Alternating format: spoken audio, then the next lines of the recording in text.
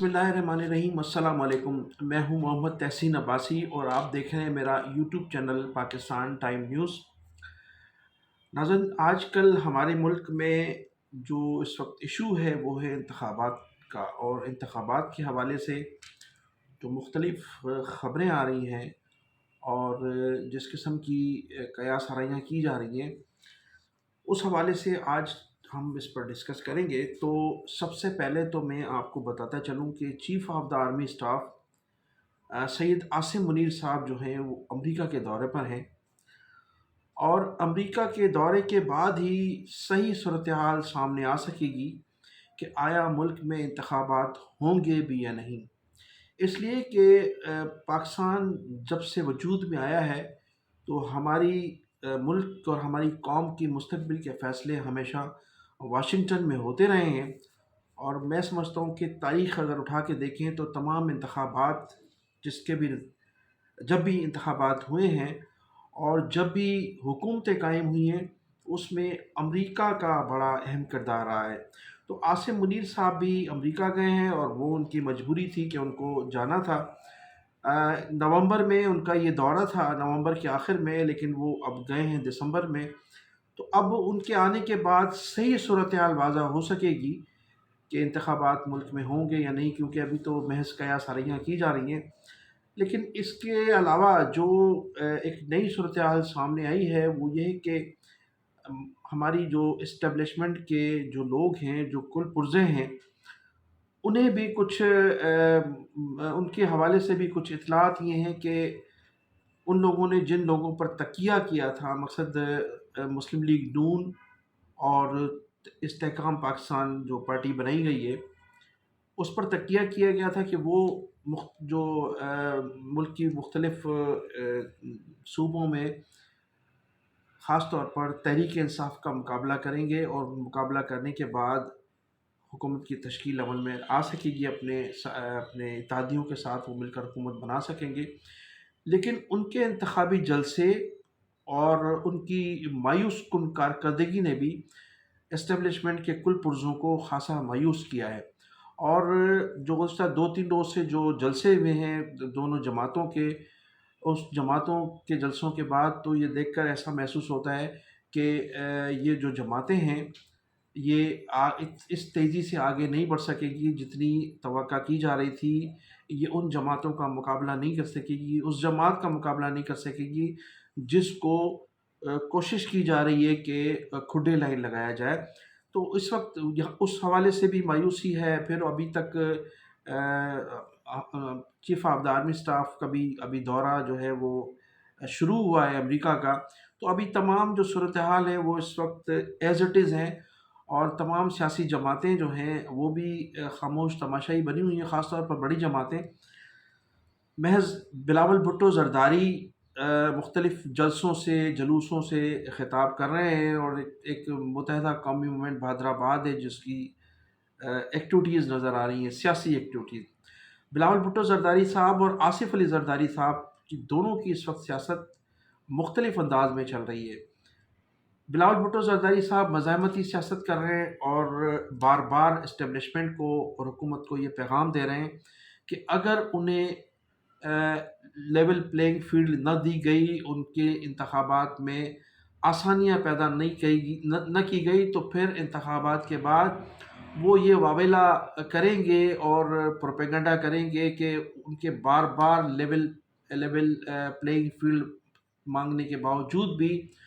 انہیں ہرانے کی کوشش کی گئی ہے، پیپلز پارٹی کو کھڈے لائن لگانے کی کوشش کی گئی ہے، جبکہ میں مسلسل اپیلیں کر رہا تھا۔ تو ایک ان کا جو بیانیہ ہے وہ بیانیہ انہوں نے اپنایا ہوا ہے، اور پھر انتخابات میں جب انہیں شکست ہوگی تو پھر وہ ان حوالوں کو دے کر عوام میں جائیں گے اور کہیں گے دیکھیں میں انتخابات سے قبل ہی کہتا تھا کہ ہمیں لیول پلینگ فیلڈ نہیں دی جا رہی ہے، جس کی وجہ سے ہمارے خلاف سازش ہوئی ہے، جس کی وجہ سے ہمیں شکست کا سامنا کرنا پڑا ہے۔ چونکہ پاکستان پیپلز پارٹی کی جو پوزیشن ہے اس وقت، سیاسی پوزیشن، وہ ان کے اپنے بیس سندھ میں بھی خاصی کمزور ہوتی جا رہی ہے۔ ایک طرف تو خاص طور پر میں ذکر کروں گا، اس مرتبہ پاکستان کی تاریخ میں سمجھتا ہوں پہلی مرتبہ جے یو آئی نے جس طرح سے پلاننگ کی ہے انتخابات کے حوالے سے، اور جس طرح سے وہ سندھ میں ایک نیا اتحاد بن چکا ہے، اور اس اتحاد میں کو تقویت دی جا رہی ہے۔ مسلسل لوگ اس اتحاد میں شامل، الیکٹیبل لوگ بھی شامل ہو رہے ہیں، اور دوسرے لوگ بھی مسلسل اس میں شمولیت اختیار کر رہے ہیں۔ پھر جے یو ای کی جانب سے جو لاڑکانہ اور سکھا ڈویژن میں ایک مضبوط قلعہ بنتا جا رہا ہے، وہ پاکستان پیپلز پارٹی کے لیے انتخابی حوالے سے بڑا خطرناک ثابت ہو سکتا ہے۔ پھر اس کے علاوہ ناظرین، آپ کو ایک یہ بھی بات بتاتا چلوں کہ ایک تو لاڑکانہ بیس ہے پاکستان پیپلز پارٹی کا، پھر سندھ میں اگر کوئی دوسرا گھر سمجھا جاتا ہے وہ ہے لیاری کراچی میں۔ لیاری کی صورتحال یہ ہے کہ اس 2018 کے انتخابات میں بھی بلاول بھٹو زرداری صاحب کو شکست کا سامنا کرنا پڑا تھا، اور ایک عام کارکن نے انہیں شکست دی تھی، اور اب اسی عام کارکن کے لیے تمام سیاسی جماعتیں متفق ہو گئی ہیں۔ یعنی شکور شاہ کا میں ذکر کر رہا ہوں، سابق رکن قومی اسمبلی جنہوں نے بلاول بھٹو زرداری کو شکست دی تھی۔ تمام سیاسی جماعتیں، اس میں متحدہ قومی موومنٹ بہادرآباد بھی شامل ہے، اس میں جے یو آئی بھی شامل ہے، اس میں مسلم لیگ نون بھی شامل ہے۔ تمام سیاسی جماعتیں مل کر اس شکور شاہ کو بلاول بھٹو زرداری کے مقابلے میں انتخابات میں ان کا امیدوار ہوگا۔ اور ماضی کے حوالے سے آپ کو بتاتا چلوں، جب 2018 کے انتخابات میں بلاول بھٹو زرداری صاحب کو لیاری میں شکست کا سامنا کرنا پڑا تھا،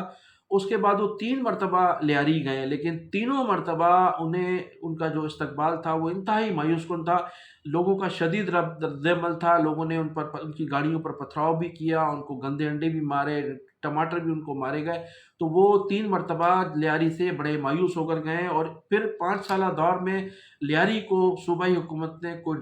ڈیلیور بھی نہیں کیا، جس کی وجہ سے لیاری کے لوگ اس وقت بھی خاصے ان سے نالاں ہیں۔ اور یہی وجہ ہے کہ متحدہ قومی موومنٹ بہادرآباد نے وہ انٹری دی ہے، وہاں ان کی کارنر میٹنگز بھی ہو رہی ہے، پہلی مرتبہ ایسا ہونے جا رہا ہے۔ اس کے علاوہ کہا یہ جاتا ہے کہ عزیر بلوچ کو بھی انتخابات سے قبل میدان میں لایا جائے گا۔ تو پاکستان پیپلز پارٹی کے لیے ایک تو یہ مشکلات ہے۔ پھر ناظرین، آپ نے دیکھا ہوگا کہ ٹی وی چینلز پر، مختلف سوشل میڈیا پر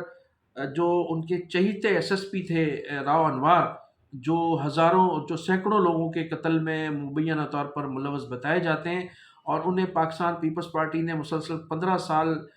مبینہ طور پر استعمال کیا تھا، آج وہ آصف علی زرداری کے خلاف وعدہ معاف گواہ بن گئے ہیں۔ وعدہ معاف گواہ بن کر وہ تمام ان رازوں سے پردہ اٹھا رہے ہیں جس میں آصف علی زرداری کو ملوث کیا جا سکتا ہے، اور ان کے خلاف مقدمات درج کیے جا سکتے ہیں۔ تو اس وقت راؤ انوار بھی پاکستان پیپلز پارٹی کے لیے خطرہ بنے ہوئے ہیں۔ اور دوسری وجہ، سب سے بڑی وجہ یہ بتائی جاتی ہے کہ جو 15 سالوں میں 28 ارب روپے لوٹے گئے ہیں مبینہ طور پر ان کے وزراء کی جانب سے، ان کے اراکین کی جانب سے، وہ بھی ہمارے اداروں کے پاس جو ہے وہ بڑی تشویشناک خبر ہے۔ اور ہمارے ادارے سمجھتے ہیں کہ اگر اس مرتبہ بھی پاکستان پیپلز پارٹی کو سندھ حوالے کیا گیا تو پھر نہ صرف ملک میں ایک مرتبہ پھر کرپشن کا دورہ ہوگا، اور پھر اس کرپشن کو نہ روکا جا سکے گا، بلکہ مزید جو ہے ملک معاشی طور پر کافی پیچھے چلا جائے گا۔ اور ملک کی جو معاشی صورتحال ہے وہ اس وقت اس بات کی اجازت نہیں دیتی کہ ایک مرتبہ پھر کرپٹ لوگوں کو اقتدار میں لایا جائے اور اقتدار ان کے حوالے کیا جائے۔ ناظرین، اب میں آخر میں ذکر کروں گا متحدہ قومی موومنٹ 90۔ متحدہ قومی موومنٹ 90 کے رابطہ کمیٹی نے جب سے انتخابات میں حصہ لینے کا اعلان کیا ہے، تو متحدہ قومی موومنٹ بہادرآباد کے جو آفیسز کھولے گئے تھے پچھلے دنوں، انتخابی آفیسز کھولے گئے تھے، ان میں لوگوں کی تعداد بتدریج کم ہوتی جا رہی ہے، اور لوگ ایک مرتبہ پھر وہ لوگ جو مجبوراً متحدہ قومی موومنٹ بہادرآباد میں شامل ہو رہے تھے، اب وہ واپس آہستہ آہستہ لوٹ رہے ہیں۔ اور اب ان کی کوشش یہ ہے کہ ان انتخابات میں ان لوگوں کو تلاش کیا جائے جو متحدہ قومی موومنٹ 90 کے پلیٹ فارم سے حصہ لیں گے۔ اگرچہ ابھی تک 90 کی جانب سے اپنے امیدواروں کا اعلان تو نہیں کیا گیا ہے، ابھی محض درخواستیں طلب کی جا رہی ہیں، تو کارکنان اس وقت یہ صورتحال ہے کہ وہاں آفیسز خالی ہوتے جا رہے ہیں، اور متحدہ قومی موومنٹ بہادرآباد کو اب کسی بھی جلسہ کرنے کے لیے خاصی دشواری کا سامنا کرنا پڑے گا، کیونکہ لوگوں کی واپسی شروع ہو چکی ہے جب سے متحدہ قومی موومنٹ 90 نے انتخابات میں حصہ لینے کا اعلان کیا ہے۔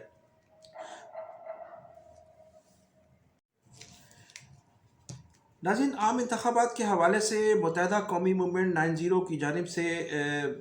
इत्तलात ये हैं कि उनके तमाम सीटों पर उनके उम्मीदवार भी मौजूद हैं। तमाम पोलिंग स्टेशंस पर उनके कारकुन पोलिंग स्टेशंस पर भी बैठने के लिए मौजूद हैं। उनका तमाम इंतखाबी स्ट्रक्चर जो है बिल्कुल तैयार है। जो ही इंतखाबी शेड्यूल का ऐलान होगा तो उनके उम्मीदवार भी मैदान में आपको नज़र आएंगे, उनके कारकुनान भी आपको मैदान में नज़र आएंगे और पूरी तरह से पूरी मुतहरक होती हुई आपको मुत्तहदा कौमी मूवमेंट 90 नज़र आएगी और भरपूर मुकाबला करने की इस वक्त उनमें सलाहियत भी मौजूद है और पूरा इंतखाबी स्ट्रक्चर उनका इस वक्त मौजूद है। मुझे ज़राए ने बताया कि मुत्तहदा कौमी मूवमेंट 90 की इस मरतबा किसी भी सूरत सियासी मैदान खाली नहीं छोड़ेगी और हर सीट पर